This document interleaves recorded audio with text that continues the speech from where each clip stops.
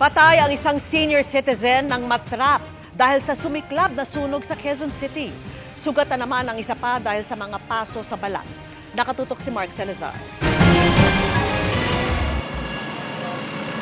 Pasado alas 9 ng umaga nang may mag-spark sa barangay Old Balara, Quezon City, na nauwi sa sunog na tumupok sa hindi bababa sa 15 bahay.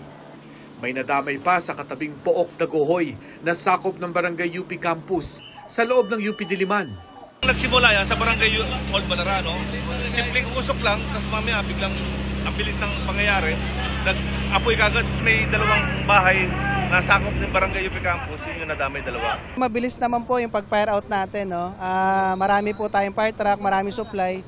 Nagkataon lang sir na traffic, siksikan yung mga fire truck natin. Opo. Pero hindi naman po tayo gano'n na nahirapan po. Sa kasagsagan ng pag-apula sa apoy, nakausap ko ang isang lalaki naghahanap sa kanyang ina. Pagdating ko rito, nasalubong ko po yung pamangkin ko, sabi niya, "To, si mama bumalik." Nung pagpasok ko po sa loob, wala na, malakas na yung apoy. Wala na akong nagawa eh. Ito na po yung sir, yung po? 69 na po. Nakalabas sa raw yun, marami nakakita, kaya lang bumalik daw po kasi may kukunin daw.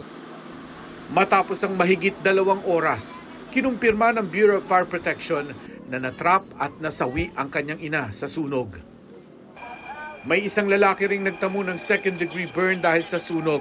Iniimbestigahan pa sa ngayon ng BFP ang sanhi ng sunog na umabot sa ikalawang alarma bago naapula bago mag-alas 11 ng umaga.